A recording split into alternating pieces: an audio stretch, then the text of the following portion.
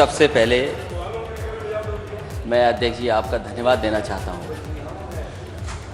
आपका और सरकार के प्रयास से आज ये विशेष हमारा विधानसभा का सत्र है और आज के दिन हम केवल महिला सदस्यों को ही बोलने का अवसर दे रहे हैं। जहां आपने नेता सदन और मुझे बोलने का मौका दिया है, मैं आपका बहुत बहुत धन्यवाद देना चाहता हूं।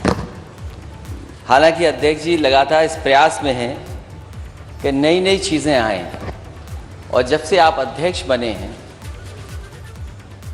बहुत सी चीज़ों को बदलते हुए हम लोग देख रहे हैं। ये स्वाभाविक है कि बिना सरकार के सहयोग के, बिना सरकार के बजट के बहुत सारे काम नहीं हो सकते हैं। और कभी गैलरी का सुंदरीकरण हो, और अब टैबलेट भी हमारे सामने आ गई है। केवल एक टैबलेट नहीं दे रहे हैं अध्यक्ष जी, दूसरी भी टैबलेट दे रहे हैं आपको, तो दो टैबलेट हम लोगों के पास हो जाएंगे। और जब कभी हम लोग चाय या कॉफ़ी पीने का बाहर जाते थे तो कैसी चाय मिलती थी, कैसी कॉफ़ी मिलती थी, अक्सर हमारे सदस्यों को शिकायत रहती थी। लेकिन उस शिकायत को भी आपने दूर कर दिया, बहुत बहुत धन्यवाद। और कल तो हमारे एक सदस्य चाय पीते पीते ये भूल गए कि सदन में उन्हें रहना है। तो कभी कभी अच्छे काम की वजह से ये भी हो जाता है। जैसे आपने आज महिलाओं के लिए बोलने का अवसर दिया, आज हमें जानकारी मिली कि नेता सदन बहुत सी चीज़ें जानते हैं। स्वाभाविक है, वो मुख्यमंत्री हैं तो सब चीज़ जानेंगे। मैं उनके भाषण से ही अपने भाषण को जोड़ते हुए, उन्होंने जहां भूमिका बताई महिलाओं की, न केवल आज़ादी में, समाज में जगह जगह पर उन्होंने बहुत महत्वपूर्ण योगदान दिया है। सर्वप्रथम अगर हम आज़ादी की लड़ाई को देखें और जो भूमिका महिलाओं ने और हमारी नारी शक्ति ने योगदान दिया है, झांसी की रानी लक्ष्मीबाई को हम लोग भूल नहीं सकते। उनके साथ साथ बहुत सारे ऐसे नाम हैं जो कभी कभी हम लोग भूल जाते हैं। बेगम हजरत महल हैं, महारानी अवंतीबाई लोधी, चांद बीबी, दुर्गा भाभी, कस्तूरबा गांधी जी, अहल्याबाई होलकर, सरोजिनी नायडू जी जो सबसे पहली इस उत्तर प्रदेश की गवर्नर भी हुई।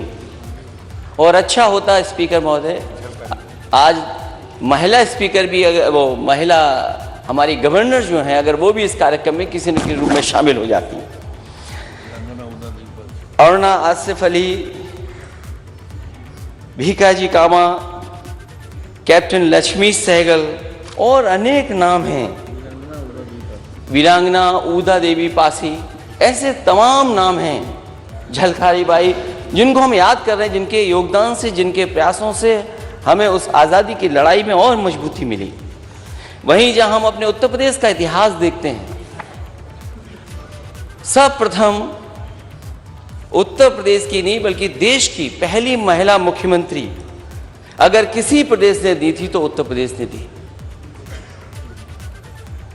सुचेता कृपलानी के रूप में न केवल उत्तर प्रदेश की वो बल्कि देश की पहली मुख्यमंत्री बनी।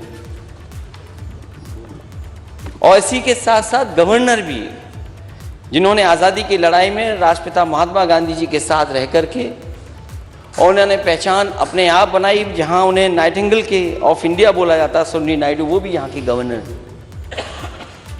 जहां हम अपनी गिनती देखते हैं, यहाँ पर जो पहला सदन रहा होगा उसमें संख्या कम थी, लेकिन लगातार महिलाओं की उपस्थिति और संख्या बढ़ती चली आ रही है। और आज जिस सदन में हम लोग बैठे हैं उसमें लगभग सभी दलों को मिलाकर के 47 महिलाएं सदस्य हैं। और हमें उम्मीद है कि आने वाले समय में सभी दल ये प्रयास करेंगे कि ज़्यादा से ज़्यादा महिलाएं इस सदन में कैसे पहुंचें। जहां कोई कैबिनेट ऐसी नहीं रही होगी जहां पर महिलाओं को मौका न दिया गया हो, और लगातार कैबिनेट में किसी न किसी रूप में, किसी न किसी महत्वपूर्ण पद पर महिलाएं रही हैं। आज जब हम महिलाओं पे चर्चा कर रहे हैं तो हमें अपने नेता डॉक्टर राम मनोहर लोहिया जो नर नारी समानता की बात करते थे, उनके कोट याद आते हैं और उनका मैं पहला कोट पढ़ता हूं। उन्होंने कहा कि नारी को गठरी के समान नहीं बल्कि इतनी शक्तिशाली होनी चाहिए कि वक्त पर पुरुष को गठरी बना अपने साथ ले जाए। ये किसके विचार हो सकते हैं? इस समाज में अगर हम इतना सम्मान दे दें और इतनी ऊंचाई तक पहुंचा दें तो हमारे समाज और देश की तरक्की और दुनिया में पहचान में आ जाएगी। न केवल उन्होंने ये कहा बल्कि एक जगह मैं उनकी दूसरी बात को कोट करता हूं कि इस देश की औरतों के लिए आदर्श सावित्री नहीं द्रौपदी होनी चाहिए, क्योंकि अक्सर हम सावित्री को आदर्श मान लेते हैं क्योंकि वो पति के प्रति पूरी समर्पित थी। और डॉक्टर राम मनोहर लोहिया ने वहीं कहा कि इस देश की औरतों के लिए अगर आदर्श कोई हो सकता है तो वो द्रौपदी हैं। इसलिए मैं अध्यक्ष जी आपको धन्यवाद देता हूं जहां महिलाओं के बारे में आपने सोच विचार करके इस सदन को बुला करके एक दिन का मौका दिया है। आज मैं ये कह सकता हूं कि इस महिलाओं के इतने मुद्दे हैं कि हमारा एक दिन काफ़ी नहीं है। अगर हम पूरे सत्र में भी बहस करें तो शायद वो मुद्दे खत्म नहीं होंगे, क्योंकि जो तस्वीरें हमें देखने को मिलती हैं, ये जिम्मेदारी केवल मैं ये कह दूं समाज की है या सरकार की है। मैं आज इस मौके पर दलगत राजनीति से ऊपर ये कहना चाहता हूं कि जब हम अखबार पढ़ते हैं और तस्वीरें देखते हैं कि क्या क्या घटनाएं हो रही हैं आज दिल्ली से या पार्लियामेंट से कठोर से कठोर कानून पास हुए हैं, लेकिन उसके बावजूद भी महिलाओं के ऊपर जो घटनाएं देखने को मिल रही वो कम नहीं हो रही हैं। और अगर हम एनसीआरबी का आंकड़ा देखें तो वहीं उत्तर प्रदेश की जहां आबादी ज्यादा है वहीं इस सदन की भी जिम्मेदारी बढ़ जाती है, क्योंकि महिलाओं के साथ जो कुछ हो रहा है ये सब इस समाज में ऐसा महिलाओं के साथ नहीं होना चाहिए। और जो घटनाएं सुनने को मिलती हैं कई बार केवल शहर का नाम ले दें तो हमें घटना वो याद आ जाती है। अगर हम हाथरस देखें या लखीमपुर अभी की घटना को देखें, ये बात मैं नहीं कहता हूं कि आज सरकार का विरोध करने के लिए मैं नहीं खड़ा हूं। कई ऐसी भी घटनाएं जो हमारी सरकार में भी हुई, लेकिन जब सरकार और समाज और विपक्ष मिलकर के काम करता है तो इन समस्याओं को रोका भी जा सकता है और भविष्य में रिपीट नहीं हो सकता है। इस सदन में जहां हम आज चर्चा कर रहे हैं महिलाओं के सवाल को लेकर के, मुझे याद है इसी सदन ने दिन रात जग करके सस्टेनेबल गोल्स पे भी चर्चा की थी। ये केवल चर्चा न रह जाए, इसलिए जहां विपक्ष की जिम्मेदारी है वहीं विपक्ष से ज्यादा सरकार की जिम्मेदारी है कि अगर चर्चा में जो बातें आ रही हैं, जो चर्चा में कहीं जाएंगी, उन पे हम ठोस कदम कैसे उठाएं। जहां आज हम हर क्षेत्र में ऊंचाइयों पर देख रहे हैं महिलाएं लगातार अपने मेहनत से समाज के और उनके परिवारों के प्रयास से ऊंचाइयों तक पहुंच रही हैं। बड़े बड़े पदों पर हम लोगों ने देखा है। हम वो बातें नहीं भूल सकते। इस समाज में ऐसा भी समय था और भारत के हिस्से में ऐसा भी समय था, अगर हमें बहुत सारी चीज़ों पर गर्व होता है तो हम वो चीज़ें भी याद करें कि हमारा समाज किन चीज़ों से निकल करके आया है। एक समय ऐसा था जब महिलाएं पूरे कपड़े नहीं पहन सकती थीं, उन्हें आधे कपड़े पहन करके रहना पड़ता था।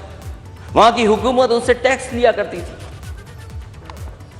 ऐसा भी समय देखा है, लेकिन जब जैसे जैसे चीज़ें बदली हैं, समाज में सुधार आया, चीज़ें बदली हैं, आज जहाँ हम पहुँचे हैं, हो सकता है अगर समाज और सरकार और सब हम लोग मिलकर के कोशिश करेंगे तो हो सकता है समाज हम कहाँ आगे पहुँचा दें।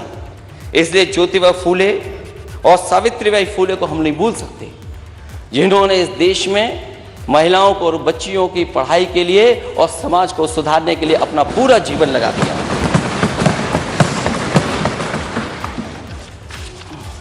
क्योंकि आज का दिन ऐसा है कि सरकार को नाराज नहीं करना है। तो घटनाओं का अगर हम लोग जिक्र करेंगे, माननीय सदस्य जितने लोग बैठे हैं सब जानते हैं। जब आज हम लोग चर्चा कर रहे हैं तो अखबारों में किस शहर की घटना कितनी बड़ी निकली है, घटना कैसे हुई वो अलग बात है, लेकिन अगर वो घटना अखबारों में छप जाए, टीवी पे आ जाए, तो आज सभ्य समाज में हमें कितना शर्मिंदा होना पड़ रहा है। मुरादाबाद जैसी घटना, जहां पर एक बेटी रास्ते पे भागती चली गई अपने आप को बचाने के लिए, और कोई कपड़ा उसके शरीर पर नहीं, तो सोचो हमारी आपकी जिम्मेदारी कितनी बन जाती है। इसलिए आज सरकार का सरकार ने बड़ी बातें कही थी कि सशक्त नारी बनाने के लिए हम क्या क्या फैसला लेंगे। आज मैं उन बातों को याद नहीं दिलाना चाहता हूं, लेकिन महिलाओं की सबसे जरूरी चीजें हैं, उनकी सेफ्टी और सिक्योरिटी पे क्या हम काम करें, उनको हम किस तरीके से सरकार की योजनाओं से जोड़ें, महिला सशक्तिकरण और कल्याण के लिए हम क्या क्या कर सकते हैं। सुझाव के रूप में मैं जरूर कहना चाहूंगा,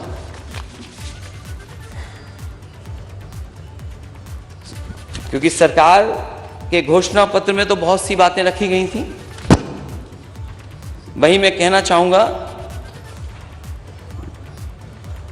कि हम लोग समाजवादी पार्टी की घोषणा पत्र में हम लोगों ने कुछ बातें लिखी थी, क्योंकि हम सरकार में नहीं आए हैं,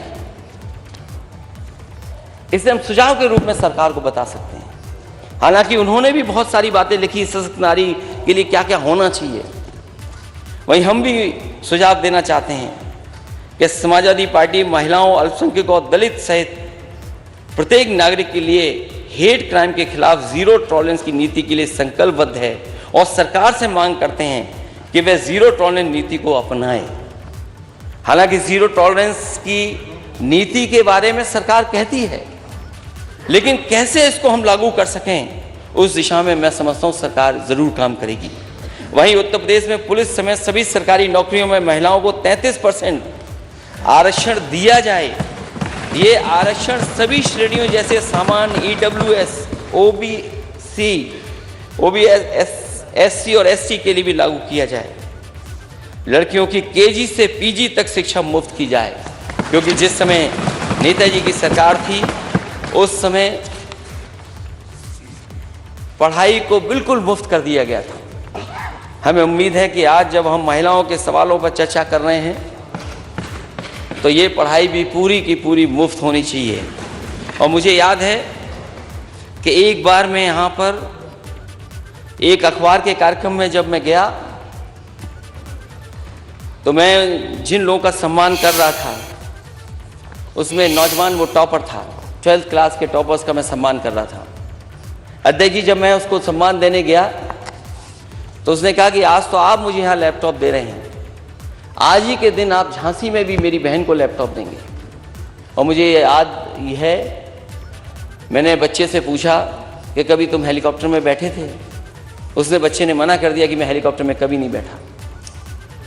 मैं जब अपने घर आ गया लौट करके तो अचानक मेरा ख्याल आया कि क्यों नहीं मैं इसको लेकर के संग जाऊं, और उस 12th टॉपर के बच्चे को मैं अपने साथ लेकर के गया। उसकी बहन को जहां हम लोग लैपटॉप दे रहे थे उस बहन को भी मैंने लैपटॉप दिया। और जब मैंने सूची देखी कि आखिरकार किनको मैं लैपटॉप दे रहा हूं, तो सबसे ज़्यादा अगर किसी को लैपटॉप मिला था समाजवादी सरकार में तो वो बेटियां थीं जिनको लैपटॉप समाजवादी सरकार में मिला। इधर जब कुछ सालों बाद में झांसी गया, क्योंकि वो टॉपर था, उसकी बहन भी टॉपर थी, तो मैंने सोचा कि जिनको मैंने लैपटॉप दिया आखिरकार वो कर क्या रहे होंगे।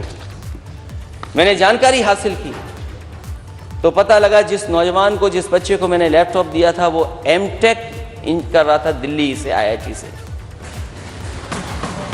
और मैंने उससे फोन पर पूछा क्योंकि वो आ नहीं सकता था उस दिन कि क्या कर रहे हो, तो उसने कहा मैं M.Tech कर रहा हूं और आज भी आपका लैपटॉप चल रहा है, बंद नहीं हुआ है।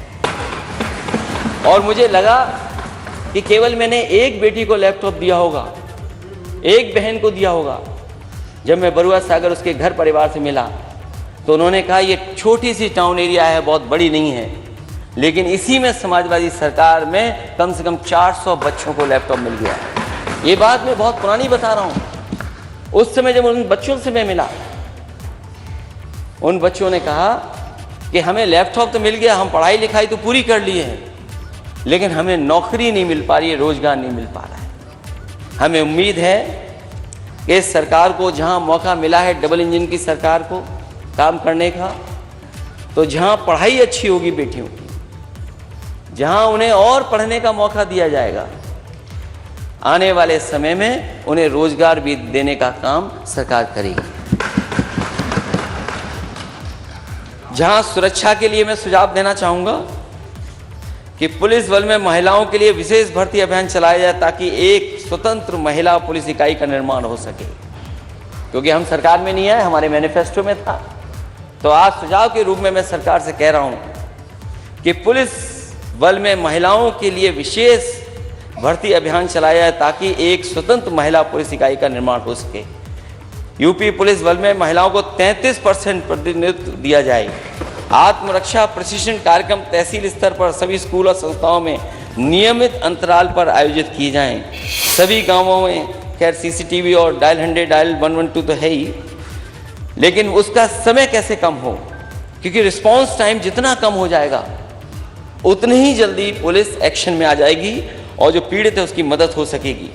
मुझे याद है कि जैसे ये सरकार कहती है कि हमने महिलाओं को और बेटियों की सुरक्षा के लिए एंटी रोमियो स्क्वाड बनाया है, उस समय समाजवादी सरकार में वुमेन पावर लाइन 1090 को बनाया गया था।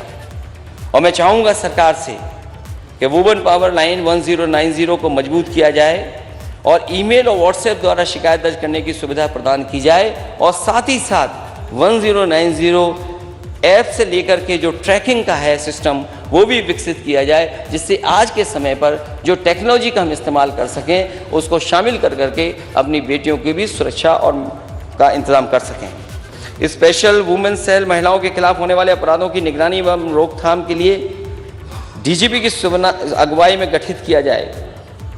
सभी पुलिस अधिकारियों को के एसीआर में अनेक जेंडर सेंसिटिविटी, क्योंकि जेंडर सेंसिटिविटी अगर नहीं होगी तो हम न्याय नहीं दिला पाएंगे, इसलिए जेंडर सेंसिटिविटी के पता लगाने के लिए एक इंडेक्स बनाया जाए। समाजवादी सरकार द्वारा स्थापित आशा ज्योति केंद्र महिलाओं से संबंधित सभी मुद्दों के वन स्टॉप सॉल्यूशन के रूप में सभी जिलों में स्थापित किया जाए। और मुझे याद है महिलाओं को और उनको सम्मान देने के लिए समाजवादी सरकार में समाजवादी पेंशन शुरू की गई थी। हालांकि ये सरकार दूसरे रूप में दूसरी मदद कर रही है, लेकिन समाजवादी पेंशन रोक दी गई। समाजवादी पेंशन उन गरीब महिलाओं के लिए थी जिनको किसी पेंशन से दिया नहीं जाता था, मदद नहीं पहुंच पा रही थी। 50 लाख के लगभग गरीब परिवार की महिलाओं को समाजवादी पेंशन से मदद करने का काम समाजवादी सरकार में हो रहा था। और मुझे याद है जिस समय नेताजी की सरकार थी उस समय कन्या विद्याधन योजना शुरू की गई थी। बहुत बड़े पैमाने पे ड्रॉप आउट्स थे, बहुत बड़े पैमाने पे बेटियां पढ़ने नहीं जाती थीं, पढ़ाई छोड़ करके चली जाती थीं। लेकिन जिस समय समाजवादी पेंशन शुरू हुई थी, जिस तरीके से एनरोलमेंट बढ़ा था और एनरोलमेंट के बाद जिन जिन बेटियों की मदद हो गई थी उन सब बेटियों ने आगे की पढ़ाई पूरी की थी। वो भी समाजवादी सरकार के एक ऐतिहासिक फैसला था कि समाजवादी कन्या विद्याधन दे करके उनको पढ़ाई में आगे बढ़ाने का काम समाजवादी सरकार ने हुआ। इसलिए मैं एक बार फिर आपको बधाई देता हूँ, धन्यवाद देता हूँ अध्यक्ष जी को कि जिन्होंने ये आज महिलाओं के लिए विशेष सदन रखा है, जिससे कि महिलाएं अपना बोल करके अपनी समस्याओं का समाधान कर सकें और सरकार तक अपनी बात पहुंचा सकें। मैं बहुत बहुत धन्यवाद देता हूं आपका।